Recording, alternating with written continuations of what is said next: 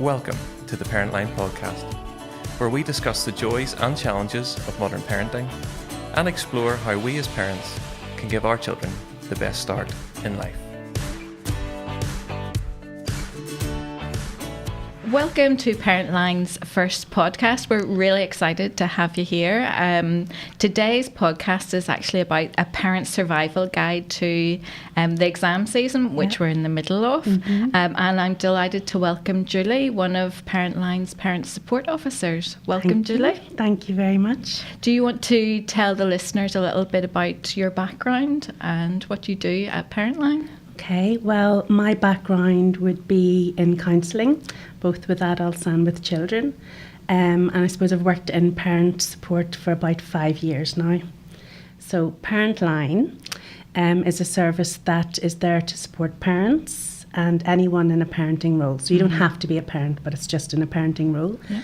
And there are huge issues from babies to, adult children, and that is what we're there for. So we offer advice, support, guidance, and, we take parenting very seriously. It's the most important job in the world, and that's who you'll be contacting. Fantastic.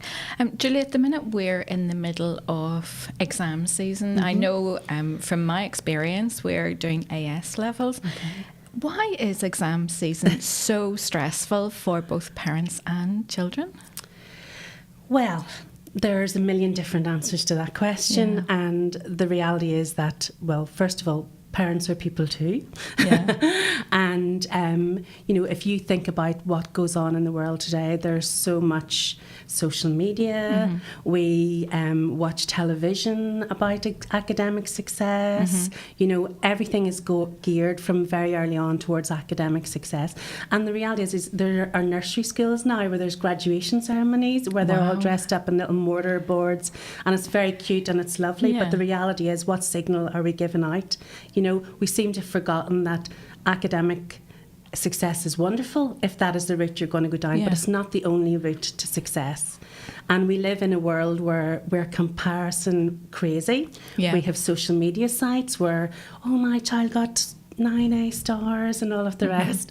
So, it's very hard not to absorb the stress that's coming from every single area of our lives. And in terms of, seeing the social media and my son got this or my daughter got that. I mean, for me, sometimes I seem to go into parenting overdrive, as it were, and I'm sure other parents do the same, where I'm going to my child and saying, have you had enough sleep, or do you need more pens, pencils, and they look at me and think, Can you back off, Mum? How do parents get over that? What tips could you give for that? Well, first of all, I think if you're saying, do you need more pens and do you need something to eat, you're doing all right. You don't need to beat yourself up over that. Yeah. But it's a really good example of we have to really recognise what are our needs in this and what are our child's needs. So it's very rare that you come to exam season completely unaffected by, number one, what's going on in school, what their pals are doing, what your friends' children are doing, but also we're bringing with us probably not so happy memories of our own revision times. Yeah, that's true. It's very important for you as a parent to separate what is yours and what is theirs. So some of the things you can do is exactly as you described there are practical things. Making sure that you do, if they've got a geography GCSE on Wednesday, you're not waiting until 8:30 in the morning to say, do you need colours? Yeah. Do you need geometry for maths? I don't even know if they do that anymore, but that's just my olden time days. But and those are things that a parent can be putting into place at the weekend. So you can take away some of the stress that the child doesn't need to absorb. So it really is, are there snacks, And, you can, we all know there's a connection between nutrition and mental health. Yeah. So be sort of a bit wary about what snacks that are available. Okay. So, and if, say it's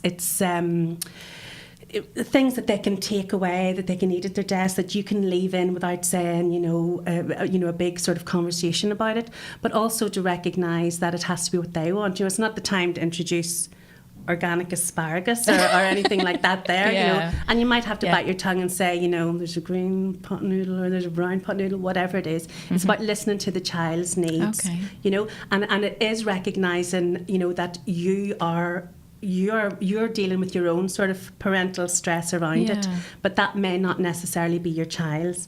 And one of the easiest ways of getting around that is that we have like number 20 on our list of to-dos is to actually say to the child, what is it that you need me to do? Oh, that's a very good tip. You know, what do you need me to do? Do you want me to cut vegetables out? Do you want me to get in a few snacks, you know, hydration, you know, have lots of water, whatever it is.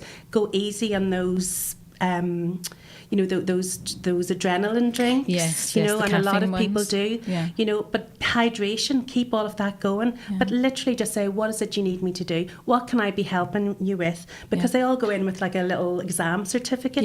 Have it sitting out, have pens so that it's not, I need a pen, you know, have a load of pens in, and those are things that need to be done prior, you know, so that you're settled. And then as long as you're saying to your child, if there's anything you need, if there's anything I can help you with, let me know. And then you do need to step back, because as hard as it is as a parent, you can't do the exam. It's very hard to step back as a parent, and I'm sure others will experience that. So Julie, I mean, I've experienced this as a parent, and I'm sure others have as well. And it's that pendulum swing of going from you're not getting out of this room until all your exams and revision is over, to the just do what you want, because you know I had enough of exams by the time that you know we're halfway through or coming towards the end. How, as a parent, can I sort of manage that sort of swing from one extreme to the other? The first thing is to recognise, again, that you have control over your own emotions, okay? So you're managing your own emotions and your own anxiety before you can help somebody else to manage theirs. But what is interesting there when you were talking about the pendulum is that we recognise that in ourselves, but we sometimes don't recognise that in a young person. So in Parentline, for example, we would get the stereotype of the child who's constantly studying, maybe not eating too much, not sleeping, you know, that sort of stereotype that we all have on the television. But actually the pendulum that you talked about, the apathy, is another can be a very clear indication of stress as well, where your body just goes, you know what, this is too hard. This is absolutely too hard. I'm overwhelmed and I'm just going to lie on the sofa and play, you know, with my phone, or I'm going to, you know, watch EastEnders. And we are experiencing exactly the same thing. So part of recognising where we can control in some way the level of stress that is developing is to acknowledge it. So actually saying to your child, do you know what, I don't know about you, but my head is away at the minute. You know what I mean? Actually, because once we sort of know what we're dealing with, once we start normalising the feelings that we're feeling, we can then start to do something about it. So actually saying to a child, do you know, 1 minute I'm thinking, what are we, you know, you need to come down, and the next minute I'm saying, you know, I can't be doing these exams. It must be like that for you. I mean, it's a great mirroring, and that's what we do as parents. We should mirror the behaviour that we want. So I would say to you, it's back to being able to say to yourself, I can manage my own emotions. If I'm not able to do that myself, you resource yourself. You know, Parentline, go for a walk, go to yoga. Some people, I don't know who they are, go to the gym, all of that sort of thing. You do whatever you need to do to resource yourself, because that in effect is the best lesson that you can give your child, so that when you're feeling stressed, come down to the kitchen and have a wee drink, go out to the garden, you know, take the breaks. So, you know, so it's okay to say I'm swinging from one side to the other, because that's what we do. Yeah, they are fantastic tips. I guess also, you know, once the exams are over, then there's the waiting period. I mean, that is just as stressful. So what advice could you give for parents that are waiting for, obviously we've got GCSEs coming up, we've got AS levels, and obviously A-level results. So what can you suggest? Well, I mean, the reality is, and, you know, we need to be saying this very, very, very clearly. The reality is you can repeat your GCSEs. You can repeat your AS levels. You can repeat your A levels. you can. So it is a untruth, shall we say, for anything else to be going through your head. The reality is it's easier, isn't it? It's easier if you get a straight route for A levels to ASs to AQs. So we can recognise that, but it is no way the end of the world. And that should be number one on any parent's lips. It is not the end of the world if you don't do well in your exams. It really isn't. Yeah. So that would be the first thing. So we've had the exams. We're already on that sort of adrenaline high. So there's going to be a bit of a come down. So have a rest. Have a rest. But also it goes back to that practical, mixing the practical with the emotional. What can I do to make it less stressful? Yeah. Know the teacher that you're going to contact if it all goes wrong. Know who you speak to if you need to work out.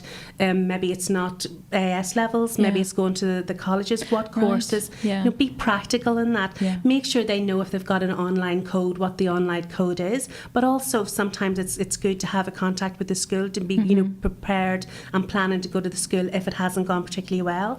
We were talking about social media earlier on. I mean, personally, I would not maybe be on social media on the day of the exams. But you can, in those weeks coming up, be greatly prepared for what's going to happen. And part of what I would always say to people is, if you don't put something in your brain where the worry is going to sit, the worry will go in and sit, and it does no good. So be practical. Okay. So work out, if it all goes wrong, who do I need to speak to? All the while you're remembering, and we need to remind ourselves before we can remind our young person. It's so much better. It'll be so much easier if you got the exams. Not really if you want to be a farmer, do you know what I mean? Yeah. Be realistic. That needs to be instilled in our young person as well. It'd be great, but it's by no means the end of the world if it isn't. Prepare them for what's going to happen. Be putting into place your resourcing, your walking, enjoying yourselves. Talk about it. Don't have it that we're sitting with this big elephant in the room. Yeah. Actually talk about it like, well, I hope it's going to be grand, but if it's not, I know we speak to Mrs. Johnson. Whatever it is, the greatest strength anxiety has, I feel, is ignoring it. Don't. So it is a stressful time. There's no point in saying this is going to be not a stressful time. It will be, but it can be managed, and you're the one to mirror the behaviour for your young person. Yeah. And be realistic. Expectations are really, really, people go bonkers. If your child has been doing B's and C's for the year, the likelihood is he's not going to get 9 A stars. Yeah. So why do we suddenly think, he's I mean, I guess from a parent's point of view, I mean, we all want our children to do the best that they can. Yeah. And exam season is very stressful for everyone. Yeah. So do you have sort of 5 sort of take-home tips, really, for any parents that are listening to this that will help them and guide them through the next couple of months? Okay, well, the first tip I can think of is managing our own emotional state and our own expectations, okay? That is so important because we talk about, again, that mirroring of behaviour. So you are able to say, this is a stressful time, but these are things that we can do to get through it. Okay. So resourcing yourself, again, friends, walks, baking, being active in making yourself, work towards relieving some level of anxiety if you have it. Okay. Phone and Parentline, a listening ear, a bit of support, a bit of balance is really important. Yeah. And, we are there, and that is what we're there for. Practical tips are really useful. Yeah. So that's making sure you're aware of the exam code to get, what dates it coming out, who you need to speak to if it goes wrong, what courses are available in your area. Actually asking your young person, if this isn't really how it goes the way that you want it to go, what are you thinking? Very good. Conversations about that. The other thing I would be really, really keen on is remembering that you as a parent are your child's first and most important teacher, okay? Yeah. And the reality of life is that it is not all 9 A stars and 3 A stars. Yeah. Teaching a child that resilience, being able to deal with disappointment is part of life, is much more beneficial than a physics GCSE ever is. Apologies for, if you love science. But the reality is life is not going to be a straight road, and disappointment happens. But by no means is this the end of any dreams, any sort of ambitions. This is not it. And we as parents need to remember that and recognise it and believe it in ourselves, because that's the lesson really that we need to be teaching the children. I think that is one of the most important lessons that I have learnt. I've got 2 teenagers, so we've gone through AQE, we've gone through 1 GCSE, and now we're going through AS. And I think that is that last point that you made about there are different routes to different things, and it's a hard lesson for a parent to learn and to accept, but it's certainly something that we have come to terms with, and now we can support our children as they go through exams. Julie, thank you so much for chatting to us today. I found it, and I hope other parents have found it really helpful. And I guess one of the things that I would like to highlight is the importance of Parentline, because a lot of parents don't even realise that they can phone us about exam stress or any other issue that they have. So I would encourage them to give us a call. They can call us free on 0808 80 20 400, or they can chat online. I guess that's another thing that they can do. And also there's face-to-face as well for some parents. Isn't that the case? That's correct. We offer 3 face-to-face appointments for any parent, and and I would reiterate, we're there. This is what we do. There's absolutely nothing to lose from phoning us. We recognise that this is an extremely stressful time, and we're here and we're ready and delighted to take your call. Fantastic. Thank you so much, Julie.